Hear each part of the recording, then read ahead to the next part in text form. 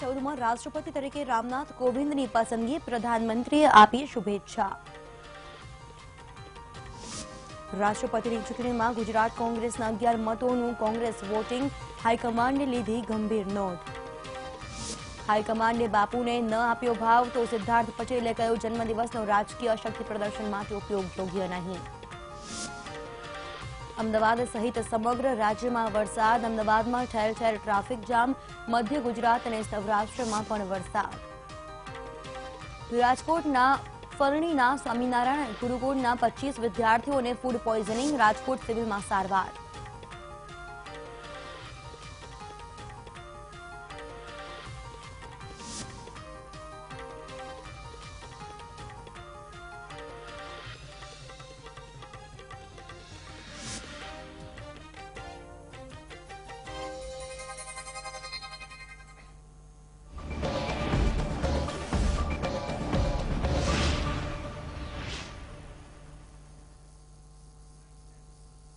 નમસ્કાર, હું છું ઝીલ। જોઈશું 5 મિનિટમાં 25 ખબરો। અમદાવાદમાં ગાજવીજ સાથે અમદાવાદના પૂર્વ અને પશ્ચિમના મહત્તમ વિસ્તારમાં ભારે વરસાદ। ભારે વરસાદને કારણે રસ્તાઓ પર ફરી વળ્યા પાણી। અમદાવાદના બોડકદેવ, સેટેલાઇટ, એસજી હાઈવે સહિત રિલીફ રોડ, બહેરામપુરા વિસ્તારોમાં ભારે વરસાદ। વરસાદને કારણે પાણી ભરાતા વાહન ચાલકોને ભારે હાલાકી। રાજ્યમાં છેલ્લા 24 કલાકમાં 143 તાલુકામાં વરસાદ। અમદાવાદ અને વલસાડમાં વરસાદ શરૂ।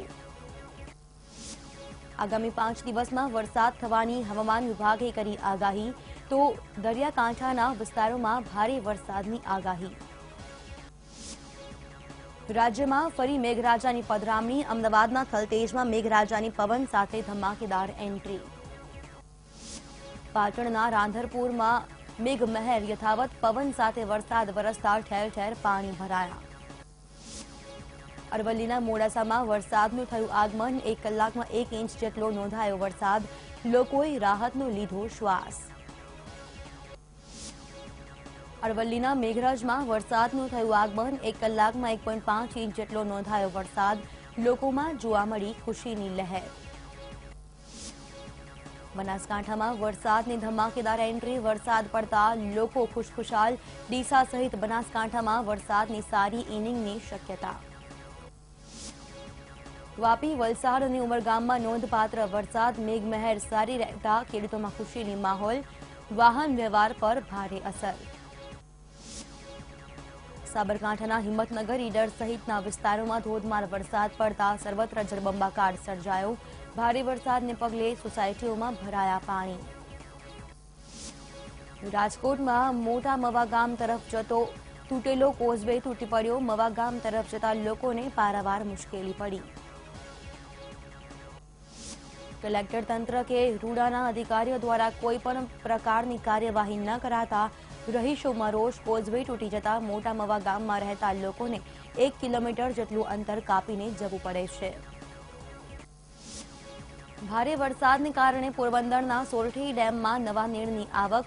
સોરઠી ડેમની સપાટીમાં થયો વધારો। અંબાજીમાં ફરી મેઘરાજાની એન્ટ્રી। ધીમી ધારે વરસાદ શરૂ થતા રોડ રસ્તાઓ પર જોવા મળ્યું પાણી।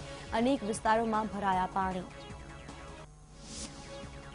ડાકોરના અનેક વિસ્તારોમાં પવન સાથે વરસાદનું આગમન। ધીમી ધારે વરસાદ થતા લોકોએ વરસાદની માણી મજા। રસ્તાઓ પર નદી વહેવા લાગી તો કેટલાક વિસ્તારોમાં પાણી ભરાયા હોવાના બનાવો બન્યા।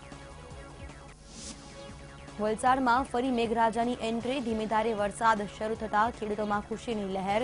ઉમરગામ તાલુકામાં 2 કલાકમાં 2.5 ઇંચ વરસાદ ખાબકતા રસ્તાઓ પાણી પાણી। તો વરસાદને કારણે નદી નાળાઓ 2 કાંઠે વહેતા થયા। મધુબન ડેમના ઉપરવાસમાં ભારે વરસાદને કારણે ડેમમાં નવા નીરની આવક યથાવત। તો ડેમમાં 7,260 ક્યુસેક પાણીની આવક। ડેમમાં પાણીની સપાટી 71.75 મીટરે પહોંચી। ડેમના 2 દરવાજા 1 મીટર ખોલવામાં આવ્યા। વલસાડ જિલ્લામાં ઉમરગામ, પારડી અને વાવી પંથકમાં ભારે વરસાદ। ઉમરગામમાં 4 કલાકમાં 4 ઇંચ વરસાદ નોંધાયો। રાજ્યમાં ભારે વરસાદની આગાહીના પગલે તંત્ર એલર્ટ। વડોદરાના જરોદમાં એનડીઆરએફની ટીમને કરાઈ સ્ટેન્ડ બાય। કોઈપણ પરિસ્થિતિને પહોંચી વળવા તંત્ર તૈયાર। નર્મદા જિલ્લામાં સામાન્ય વરસાદ, ડેડિયાપાડામાં 7 મિલીમીટર, સાગબારામાં 13 મિલીમીટર અને તિલવાડામાં 5 મિલીમીટર વરસાદ નોંધાયો. તો ગુરુડેશ્વરમાં 3 મિલીમીટર વરસાદ. નર્મદા ડેમની જળ સપાટી 117.50 મીટર પર પહોંચી, જ્યારે કરજણ ડેમની ચોપડવાવ ડેમ, કાકડી આંબા ડેમની સપાટી 182.20 મીટરને પાર પહોંચી.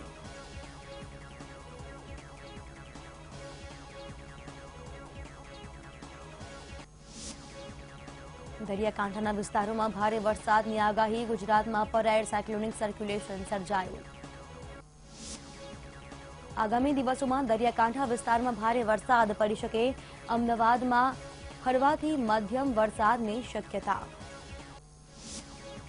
બનાસકાંઠા જિલ્લાના 8 થી 10 ગામડાના બાળકો ભણવા માટે બનાસ નદી પાર કરીને જાય છે સામાકાંઠે. રસ્તો બનાવવા અંગે અનેક વખત રજૂઆત કરવા છતાં કોઈ નિરાકરણ નહીં. અહીં બાળકો આજે પણ નદીના વહેતા પાણીમાં અંદાજિત 1 કિલોમીટર જેટલા વિસ્તારમાં ઢીંચણસમા પાણીમાં ચાલીને જાય છે શાળાએ. બાળકો કેળસમા પાણીમાં દફતર માથે લઈને જાય છે શાળાએ. બાળકોનું ભવિષ્ય મુકાયું જોખમમાં.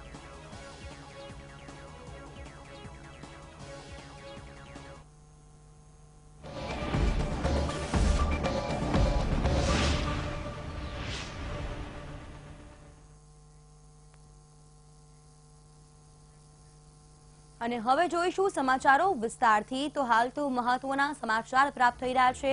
કોંગ્રેસના 33 ધારાસભ્યોએ ભાજપના સંપર્કમાં આવ્યા છે. જાણકાર સૂત્રોએ આ પ્રકારનો ખુલાસો કર્યો છે. આપણે જણાવી દઈએ કે હાલ તો મહત્વના સમાચાર પ્રાપ્ત થઈ રહ્યા છે. કોંગ્રેસ પક્ષ માટે ઊભો થયો છે મોટો પડકાર. આવતીકાલે શંકરસિંહ વાઘેલા મોટી જાહેરાત કરી શકે છે. નિવૃત્તિ લેવાનો તેમનો જે નિર્ણય છે તેને લઈને એલાન થઈ શકે છે. આપણે જણાવી દઈએ કે શંકરસિંહ વાઘેલા જે રીતે હાલ તો ચર્ચામાં છે. આપણે જણાવી દઈએ કે રાજનીતિમાં મોટા ઉથલપાથલ પણ આવી રહ્યા છે. રાજકારણ જે રીતે ગરમાયું છે. આપણે જણાવી દઈએ કે શંકરસિંહ વાઘેલા દિલ્હીથી પરત ફર્યા છે. ત્યારબાદ કોઈ મોટો નિર્ણય આવતીકાલે લઈ શકે છે. આવતીકાલે જે રીતે સંવેદના બેઠકનું આયોજન કરાયું છે, ત્યારબાદ શંકરસિંહ વાઘેલા કોઈક મોટો ખુલાસો કરે તેવી શક્યતાઓ છે.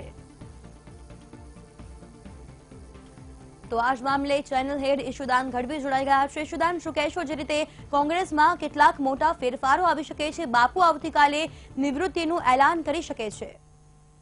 બિલકુલ જીલ, જે રીતે આજે જે ક્રોસ વોટિંગની મામલે જે 11 જેટલા એમએલએ ક્રોસ વોટિંગ કર્યું હોવાનું સામે આવ્યું છે. ગતરોજ પણ વીટીવીએ આ અંગે અહેવાલ પ્રસારિત કર્યો હતો કે ક્રોસ વોટિંગ થવાની ચર્ચા છે અને થઈ શકવાની સંભાવના હોય છે. હવે જે રીતે આવતીકાલે બાપુનો જન્મદિવસ છે અને સવા એવી રીતે ઇન્ફોર્મેશન આવી રહી છે કે 33 જેટલા ધારાસભ્યો કોંગ્રેસના છે એ ક્યાંક ને ક્યાંક ભાજપના હાઈકમાન્ડ સાથે સંપર્કમાં છે. તો આ સાથે જ કોંગ્રેસના મોટા ગજાના નેતાઓમાં પણ એક હડકંપ મચી ગયો છે. આવતીકાલે બાપુના કાર્યક્રમમાં પણ કેટલા લોકો જાય છે, જવાના છે, એ અંગેની પણ કોંગ્રેસ પાર્ટી તરફથી વિગતો મંગાવાઈ રહી છે.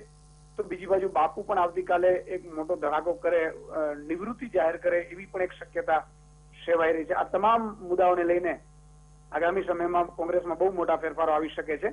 એટલા માટે કે કોંગ્રેસ હાઈકમાન્ડ પણ દિલ્હીથી પણ એક કોંગ્રેસના જે રીતે અંદરૂની જે ઝઘડા છે એ ઝઘડાના કારણે કોંગ્રેસ નું એવું કહી શકાય કે ઘણી બધી નુકસાન ગુજરાત કોંગ્રેસને થયું છે. એના અનુસંધાને હાઈકમાન્ડ પણ આકરા પગલા લે એવી શક્યતા છે. એના પગલે આગામી 10 દિવસમાં બહુ મોટા ફેરફારો આવે તેવી સંભાવના વ્યક્ત કરાઈ રહી છે. સંગઠનમાં પણ ફેરફારો આવે. આ સાથે જ કેટલાક ધારાસભ્યોને ભાજપમાં ભરતી મેળો પણ થાય અને કોંગ્રેસ હાઈકમાન્ડ તરફથી કેટલાક મોટા ગજાના નેતાઓને પણ સાઇડલાઇન કરાય એવી પણ એક શંકા વ્યક્ત કરાઈ રહી છે. જી ચોક્કસ ઈશુદાન, જે રીતે ક્રોસ વોટિંગનો મામલો પણ સામે આવ્યો છે, તો બીજી બાજુ આવતીકાલે બાપુ કોઈ મોટી જાહેરાત કરી શકે છે. તો પછી કોંગ્રેસના કયા પ્રકારના પ્રયાસો રહેશે બાપુને મનાવવા માટે, અને ખાસ કરીને કોંગ્રેસ સામે હવે આવનારા સમયમાં કયા કયા પડકાર રહેશે? કારણ કે આવનારા સમયમાં જ્યારે ચૂંટણીઓ પણ આવી રહી છે, તો બીજી બાજુ હવે કોંગ્રેસ આવે છેનો નારો પણ જે રીતે કોંગ્રેસ લગાવી રહી છે, તો શું હવે કોંગ્રેસ કોઈ મોટા પ્રયત્નો કરી શકે છે? જીલ જે રીતે બાપુને મનાવવાનો અને એ જે રીતે છેલ્લા ઘણા સમયથી ચાલી રહ્યું છે, આજે પણ બાપુ હાઈકમાન્ડને મળીને આવ્યા છે, પરંતુ હવે તો હાઈકમાન્ડ પણ બાપુનું એટલા માટે ન સાંભળે કે જે રીતે ક્રોસ વોટિંગ થયું છે એમાં વિપક્ષના નેતા તરીકે બાપુની પણ કેટલીક જવાબદારી બનતી હોય છે. તો આ તમામ મામલાને લઈને હવે કોંગ્રેસ પક્ષ પણ એક ક્લિયર થશે. હવે બાપુને મનાવવાના સંપૂર્ણ પ્રયાસ નિષ્ફળ ગયા હોય એવું માનીને કોંગ્રેસ ચાલતું હશે અને એના કારણે જ આગામી 5 દિવસમાં મેં કીધું એમ કે બહુ મોટા ફેરફારો આવી શકે છે ને કેટલાક કોંગ્રેસના જે ધારાસભ્યો છે એ ભાજપમાં પણ જોડાઈ શકે છે અને ભાજપે આ તમામ કોંગ્રેસના આંતરિક ઝઘડાનો પૂરેપૂરો ફાયદો ઉઠાવ્યો છે. નેતાઓના ઝઘડાનો જો ફાયદો ગુજરાત ભાજપને એ સંપૂર્ણપણે મળ્યો છે એવું કહી શકાય. ચોક્કસથી હવે શું ફેરફાર આવે છે અને ખાસ કરીને હવે કોંગ્રેસ શું પગલાં લે છે તેના પર સૌ કોઈની નજર છે. યશુદાન, આભાર તમામ જાણકારી બદલ.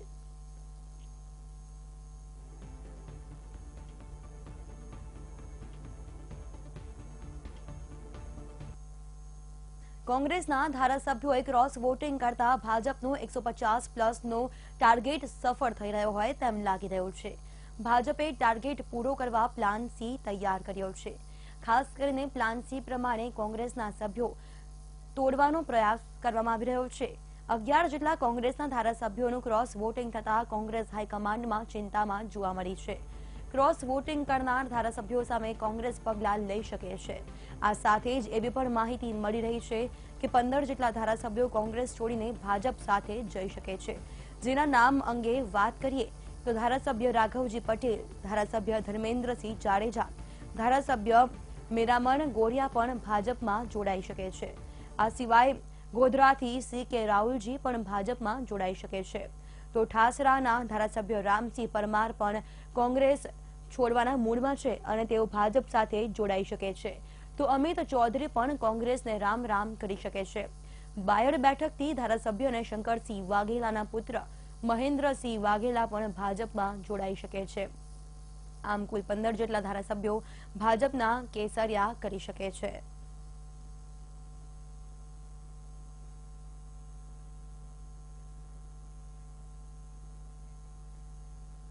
રાષ્ટ્રપતિની ચૂંટણીમાં રામનાથ કોવિંદે ભવ્ય જીત હાંસલ કરતા મુખ્યમંત્રી વિજય રૂપાણી અને કોંગ્રેસના પ્રદેશ પ્રમુખ પ્રતિક્રિયા આપી હતી. રૂપાણીએ કબૂલ્યું હતું કે કોંગ્રેસના ધારાસભ્યોએ જ ક્રોસ વોટિંગ કર્યું છે. તો બીજી બાજુ કોંગ્રેસ પ્રદેશ પ્રમુખ ભરતસિંહ સોલંકીએ ક્રોસ વોટિંગ પર પ્રતિક્રિયા આપી હતી અને કહ્યું કે હાઈકમાન્ડ સાથે આ અંગે ચર્ચા કરવામાં આવશે અને આગામી રાજનીતિ પર આગળ રમવામાં આવશે. ભારતીય જનતા પાર્ટી તો કોઈ ક્રોસ વોટિંગમાં અમે લોકો તો કઈ પ્રયત્ન કર્યા નથી, પરંતુ કોંગ્રેસના આંતરિક શું ચાલે છે ભગવાન જાણે, પણ અમને 11 મત વધારે મળ્યા છે. એનો અર્થ એ છે કે કોઈ 11 ધારાસભ્યોએ અમારી ધારણા કરતા રામનાથજી કોવિંદને વધારે મત મળ્યા અને એનું મૂલ્ય ગણતા 11 ધારાસભ્યોના મત અમને 121 અમારા છે, એને બદલે 132 લોકોના મત મળ્યા. એટલે કોંગ્રેસની શું સ્થિતિ છે કોણ કર્યું છે ખબર નથી, પણ આંતરિક કોંગ્રેસનો મેં સવારે કીધું છે ઉકળતો ચરુ છે અને ખૂબ અસંતોષની લાગણી દેખાઈ આવે છે. જે પ્રકારની ઘટનાક્રમ બન્યો છે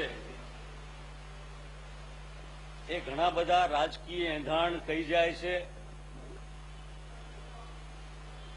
કોંગ્રેસના હાઈકમાન્ડ સાથે ચર્ચા વિચારણા કર્યા પછી આપની સાથે વિગતે વાત કરીશું.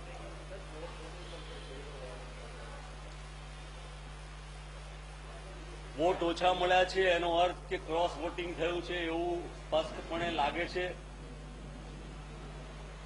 અને એ બાબત અંગે પણ ચોક્કસપણે પાર્ટી વિચાર કરીને નિર્ણય કરશે.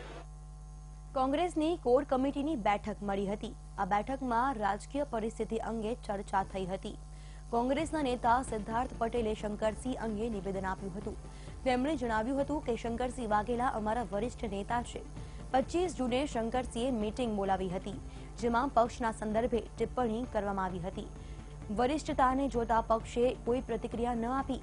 2 દિવસ પહેલા કોર કમિટીના સભ્યો વાઘેલાને મળ્યા હતા. પક્ષ એક થઈને ચૂંટણી લડે તે જરૂરી છે. મતભેદ હોય તો પક્ષમાં રહી નિરાકરણ થવું જોઈએ. પક્ષે પોતાની નીતિ સ્પષ્ટ કરી છે. જન્મદિવસનો રાજકીય રીતે ઉપયોગ કરવો ઉચિત નથી.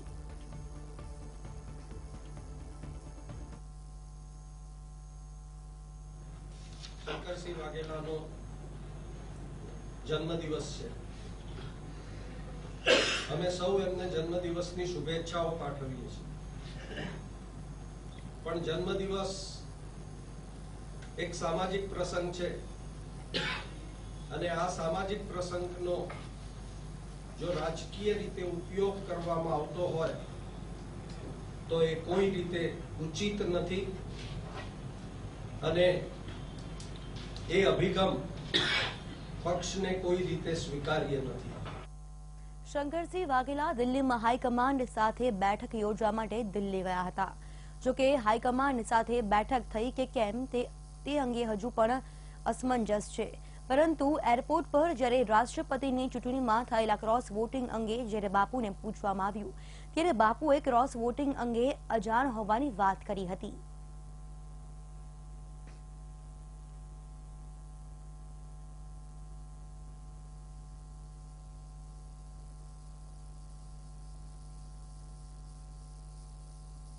તો હવે વાત કરીએ વરસાદની.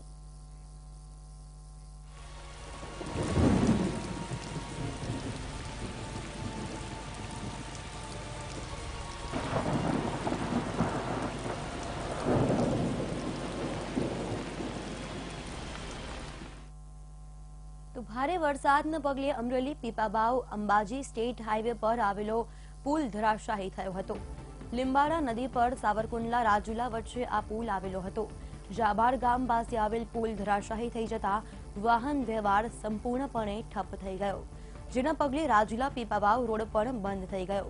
હાલ રોડ પર વાહનોની લાંબી કતારો જોવા મળી રહી છે.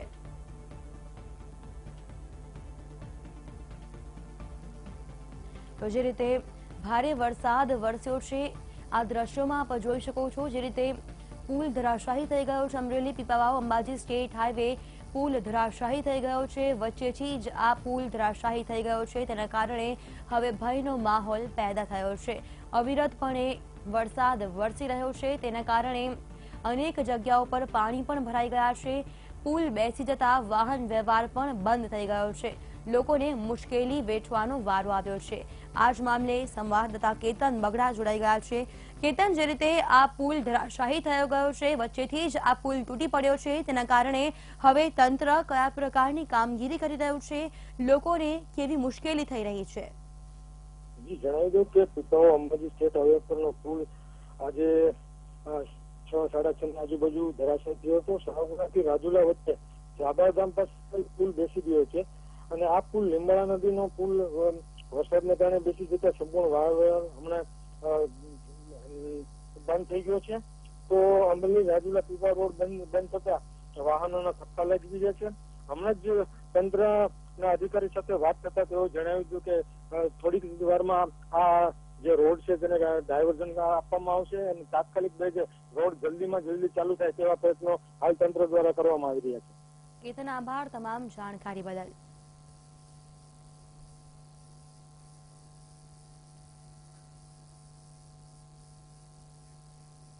અમદાવાદમાં મહત્તમ વિસ્તારમાં ભારે વરસાદ થયો હતો.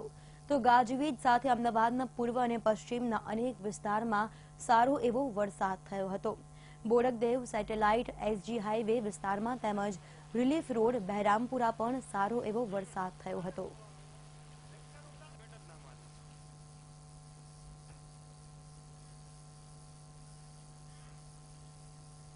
તો અમદાવાદમાં ભારે વરસાદને કારણે ઠેર ઠેર પાણી ભરાઈ ગયા. અમદાવાદના પંચવટી વિસ્તારની વાત કરીએ તો ત્યાં નીચાણવાળા વિસ્તાર પાણીમાં ગરકાવ થઈ ગયા. ભારે વરસાદને કારણે અમદાવાદમાં મીઠાખડી, અખબારનગર, પરિમલ અંડરપાસ બંધ કરી દેવાયો. તો અમદાવાદના મોટાભાગના વિસ્તારમાં વરસાદને કારણે ટ્રાફિક જામના દ્રશ્યો સર્જાયા હતા.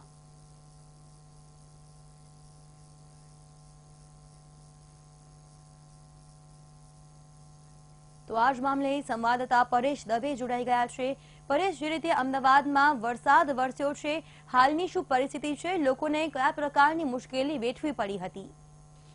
જીજેલ, છેલ્લા 3 કલાકથી અમદાવાદમાં ધોધમાર વરસાદ પડી રહ્યો છે આમ જોવા જઈએ તો 21 થી 22 તારીખ સુધીના 3 દિવસમાં અતિ ભારેથી અતિ ભારે વરસાદની ચેતવણી હતી. એના ભાગરૂપે અપર લેવલ સર્ક્યુલેશનના કારણે અમદાવાદ સહિત આજુબાજુના વિસ્તારમાં વરસાદ વરસી રહ્યો છે. લગભગ 2.5 ઇંચ જેટલો વરસાદ અમદાવાદમાં સમયગાળા દરમિયાન પડી ચૂક્યો છે. અમદાવાદની વાત કરીએ તો પૂર્વમાં બહેરામપુરા, રખિયાલ, સરસપુર, બાપુનગરના વિસ્તારમાં પાણી ભરાયા છે. તો પશ્ચિમ અમદાવાદની વાત કરીએ તો Ghatlodia, Vejalpur, Paldi, CG road, SG road, Chandlodia ના વિસ્તારમાં પાણી ભરાયા છે. આંબાવાડી વિસ્તારમાં પાણી ભરાયા છે. આ તમામ વિસ્તારોમાં અત્યારે ટ્રાફિકની સમસ્યા સૌથી વધારે જોવા મળે છે. પ્રી મોન્સૂન પ્લાન નબળો અને નિષ્ફળ જવાથી ઠેર ઠેર રસ્તાઓ પર પાણી જોવા મળે છે, જેના કારણે ટ્રાફિકના દ્રશ્યો સર્જાયા છે. શાળા અને ઓફિસથી ઘરે પરત થતા ઘણા અનેક લોકોને પારાવાર મુશ્કેલીનો સામનો કરવો પડે છે અને અત્યારે ટ્રાફિકની સમસ્યા સમગ્ર અમદાવાદમાં વરસાદના કારણે ઊભી થઈ છે. જી સીલ. ચોક્કસથી પરેશ, જે રીતે ઢીચણસમાં પાણી અનેક વિસ્તારોમાં ભરાઈ ચૂક્યા છે, લોકોને મુશ્કેલી પડી રહી છે, ત્યારે ચોક્કસથી કહી શકાય કે તંત્રની કામગીરી નિષ્ફળ ગઈ છે. પ્રી મોન્સૂનની કામગીરીના જે રીતે દાવા કરતી હોય છે તંત્ર, પણ એ દાવા હવે નિષ્ફળ સાબિત થયા છે. ખાસ કરીને હવે આ સમસ્યાને પહોંચી વળવા કયા પ્રકારના પગલાં તંત્ર લઈ રહ્યું છે? સામાન્ય રીતે પ્રી મોન્સૂન પ્લાન જો વ્યવસ્થિત રીતના અમલમાં મુકાયો હોય અને ગટરની સફાઈ થઈ હોય, જે વરસાદના પાણીના નિકાલની જે વ્યવસ્થા છે એને વ્યવસ્થિત સુધરાઈએ સફાઈ કરી હોય તો રસ્તા પર પાણી ભરાવાની સમસ્યા ના થાય. પણ દર વર્ષની જેમ આ વર્ષે પણ મ્યુનિસિપલ કોર્પોરેશને બેદરકારી રાખી છે, ગંભીર બેદરકારી રાખી છે, જેના કારણે રસ્તા ઉપર પાણી ભરાઈ ગયા છે. એની સાથે અત્યારે આપણે જોવા જઈએ તો તંત્ર અત્યારે એવી કોઈ હરકતમાં દેખાતું નથી. અત્યારે મહત્વનું જે રસ્તા પર પાણી છે અને ટ્રાફિક છે, તો ટ્રાફિક પોલીસ અત્યારે ટ્રાફિક હળવું કરવાનું કામ કરી રહી છે. જી જી બિલકુલ પરેશ, આભાર તમામ જાણકારી બદલ.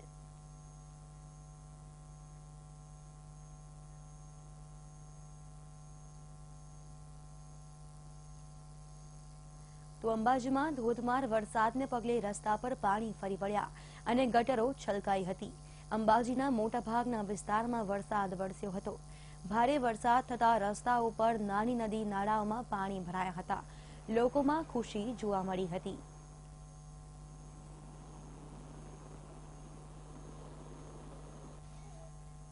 અરવલ્લી જિલ્લામાં એક અઠવાડિયાના વિરામ બાદ વરસાદનું ફરીથી આગમન થયું હતું.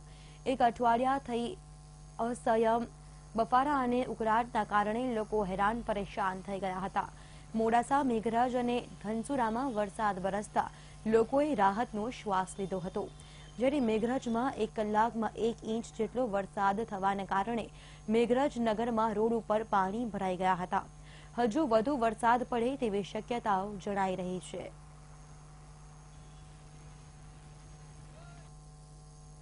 તો હિંમતનગરમાં 2 કલાકમાં 1 ઇંચ વરસાદ પડ્યો હતો. તો જિલ્લાના વિજયનગર, વડાલી, પ્રાંતિજ, તલોદમાં પણ વરસાદ થયો હતો. વીજળી અને પવન સાથે વરસાદ થતા ખેડૂતોમાં ખુશી જોવા મળી હતી.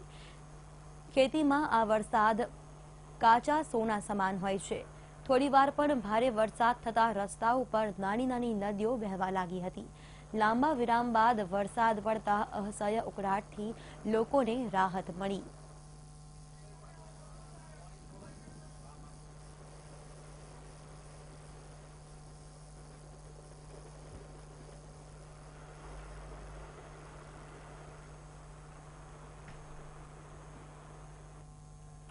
સમગ્ર પાટણ જિલ્લામાં તેમજ રાધનપુર શહેરમાં પવન સાથે સારો એવો વરસાદ થયો હતો.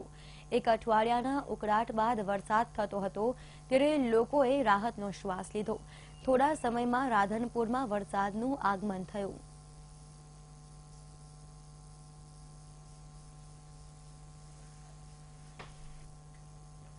પોરબંદર જિલ્લામાં સવારથી ભારે ઉકળાટ બાદ બપોરે ફરી મેઘરાજાએ ધોધમાર એન્ટ્રી કરી હતી. વીજળી સાથે ભારે વરસાદ બપોરના સમયે શરૂ થયો હતો.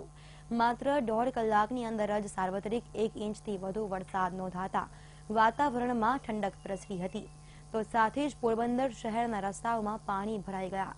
હાલ તો જિલ્લામાં વરસાદે વિરામ લીધો છે, પરંતુ ભારે વરસાદની આગાહીના પગલે હજુ પણ વરસાદી વાતાવરણ જોવા મળી રહ્યું છે. હજુ પણ પોરબંદર જિલ્લા પર મેઘમહેર થાય તેવું જિલ્લાના ખેડૂતો અને જિલ્લાવાસીઓ ઈચ્છી રહ્યા છે.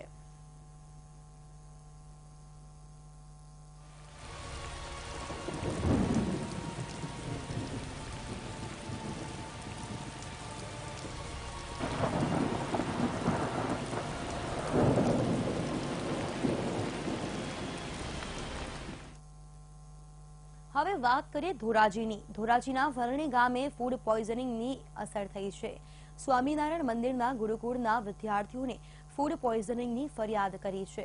હાલ 25 વિદ્યાર્થીઓને સારવાર માટે રાજકોટની સિવિલ હોસ્પિટલમાં ખસેડવામાં આવ્યા છે, જ્યાં તેમને સારવાર આપવામાં આવી રહી છે.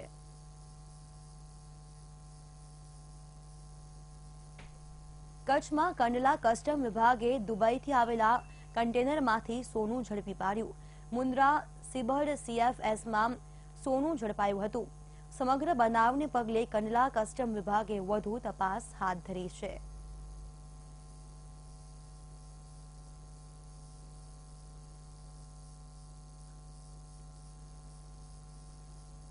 તો આ સાથે જ બુલેટિનની સમાપ્તિ. વધુ સમાચારો માટે આપ જોતા રહો VTV ન્યૂઝ. નમસ્કાર.